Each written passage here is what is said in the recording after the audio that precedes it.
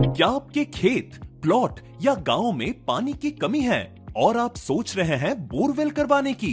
तो neutron pipe की विशाल range में से एक भारत में पहली बार न्यूट्रॉन पाइप्स आपके लिए लेकर आए हैं 50 KG extra heavy duty neutron pipe, जिसमें है लोहे जैसी मजबूती जो आपके बोरवेल को बनाए सुरक्षित और टिकाऊ।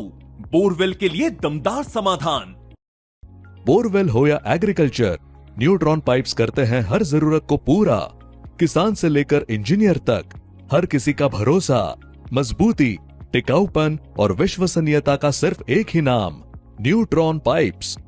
मध्य प्रदेश के लाखों युवाओं और सरकारी विभागों में काम कर रहे आउटसोर्स कर्मचारियों के लिए आज एक बहुत बड़ी और राहत भरी खबर निकलकर सामने आई है।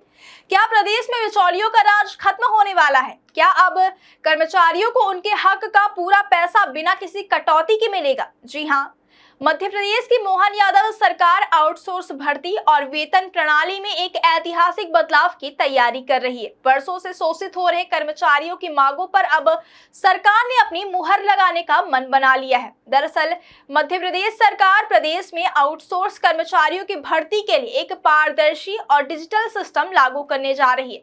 अब तक निजी एजेंसियों के मनमाने ढंग से होने वाली भर्तियों पर लगाम कसी जाएगी। नई व्यवस्था के तहत अब कर्मचारियों की भर्ती के लिए टेंडर प्रक्रिया जेम पोर्टल के माध्यम से ऑनलाइन की जाएगी। इसका सबसे बड़ा फायदा यह होगा कि भर्ती प्रक्रिया में पूरी पारदर्शिता आएगी और भ्रष्टाचार की गुंजाइश खत्म हो जाएगी। उद्योग एवं एमएसएमई विभाग ने इस क्रांतिकारी बदलाव का ड्राफ्ट भी तैयार कर लिया और बहुत जल्द इसे कैबिनेट की मंजूरी के लिए पेश किया जाएगा। आपको बता दें कि प्रदेश के सरकारी विभागों, निगमों और मंडलों में 1 लाख से ज्यादा आउटसोर्स कर्मचारी तैनात हैं, लेकिन लंबे समय से इन कर्मचारियों की एक ही शिकायत रही है, वेतन में कटौती। अभी तक निजी एजेंसियां भर्ती करती थी और भुगतान भी उन्हीं के माध्यम से होता था। आरोप लगते रहे हैं कि एजेंसियां अपना भारी भरकम कमीशन कर्मचारियों के वेतन से काट लेती थी।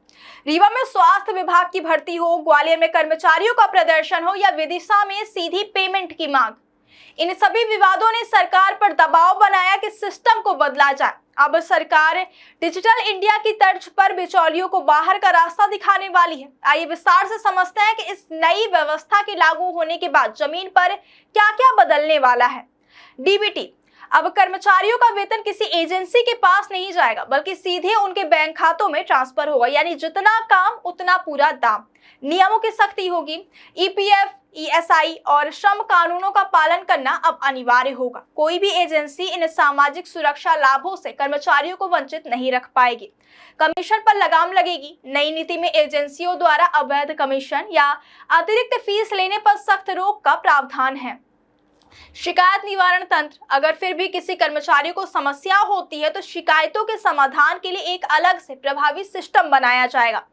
प्रशासनिक विशेषज्ञों का मानना है कि जेम पोर्टल से टेंडरिंग होने से केवल वही एजेंसियां बाजार में टिक पाएंगी जो नियमों का पालन करती है। इससे न केवल कर्मचारियों का आर्थिक शोषण रुकेगा, बल्कि सरकार को भी कुशल कार्यबल मिलेगा। हालांकि एक्सपर्ट ने यह भी चेतावनी दी है कि सिर्फ पोर्टल बदलना काफी नहीं होगा, बल्कि सरकार को इन एजेंसियों की जवाबदेही तय करने के लिए एक मॉनिटरिंग सेल भी बनाना होगा। आउटसोर्स कर्मचारी लंबे समय से समान काम, समान वेतन और नौकरी की सुरक्षा जैसी मांगे कर रहे हैं। हालांकि यह नया बदलाव पूरी तरह से नियमितीकरण तो नहीं है, लेकिन यह उनके आर्थिक सशक्तिकरण की दिशा में एक बहुत बड़ा कदम माना जा रहा है। अब सबकी नजरें आगामी कैबिनेट बैठक पर टिकी है, जहां इस ड्राफ्ट को हरी झंडी मिल सकती है। अगर यह प्रस्ताव पास होता है तो मध्य प्रदेश देश के उन चुनिंदा राज्यों में शामिल हो जाएगा जहां आउटसोर्सिंग में इतनी पारदर्शिता बढ़ती जा रही है। यह न केवल एक प्रशासनिक सुधार है, बल्कि लाखों परिवारों के चूल्हे को सुरक्षित करने का प्रयास भी है।